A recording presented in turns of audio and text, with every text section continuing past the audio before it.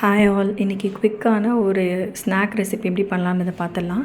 இதுக்கு first corn எடுத்து நல்லா அதை உதுத்தி போட்டு தண்ணியில் உப்பு போட்டு வேக வச்சு எடுத்து வச்சுக்கலாம். அப்புறம் ஒரு மிக்சிங் பவுல் எடுத்துக்கோங்க. அதில் வந்து நல்லா 1 கப் ஆஃப் மைதா மாவு ஆட் பண்ணிக்கலாம். ஆட் பண்ணிட்டு நம்ம வேக வச்சு எடுத்து வச்சுருந்தோம் இல்லையா அந்த கார்ன், அதுவுமே அது வந்து இன்றைக்கி என்னோடய ரெண்டு கைப்பிடி அளவு இருந்துச்சு. கேரட்டு, பீன்ஸ், கேப்சிகம் யூஸ் பண்ணிக்கலாம். நான் இன்றைக்கி பீன்ஸ் போடல. அப்புறம் வந்து பெப்பரும் சில்லி ஃப்ளேக்ஸும் ரெடி பண்ணி வச்சுக்கலாம். அதையும் ஆட் பண்ணிக்கோங்க. ஆட் பண்ணிட்டு நல்லா ஒரு மிக்ஸ் கொடுத்துருங்க.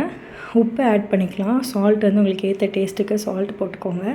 போட்டுட்டு நல்லா ஒரு இட்லி மாவு பதத்துக்கு அதை நல்லா ஒரு மிக்ஸ் கொடுத்துக்கோங்க. தண்ணி நல்லா ஊற்றி, நான் இப்போ லைட்டாக தெளித்து தான் பண்ணிகிட்ருக்கேன். ஏன்னா அது கட்டி விழுந்துடக்கூடாதுன்றதுக்காக தெளித்து பண்ணியிருப்பேன். ஆனால் நீங்கள் இட்லி மாவு பதத்துக்கு நல்லா அதை மிக்ஸ் பண்ணி எடுத்துகிட்டு தோசை மாவு மாதிரி நீங்கள் அதை தோசைக்கல்லில் போட்டு எடுத்து கொடுங்களேன். பேன் கேக் மாதிரி ஊற்றுங்க. நல்லா திக்காக இருக்கட்டும், ரொம்ப மெலிசாக இருக்க வேணாம், நல்லா இருக்காது. அது மிக்ஸ் பண்ணி நல்லா 2 பக்கம் டோஸ்ட் பண்ணி எடுத்து சாஸோடு உங்கள் பசங்களுக்கு கொடுத்து பாருங்களேன், சூப்பராக சாப்பிடுவாங்க. நல்ல ஒரு ஹெல்த்தியான வீட்டிலே செய்யக்கூடிய ஸ்நாக் ரெசிபி தான் அது.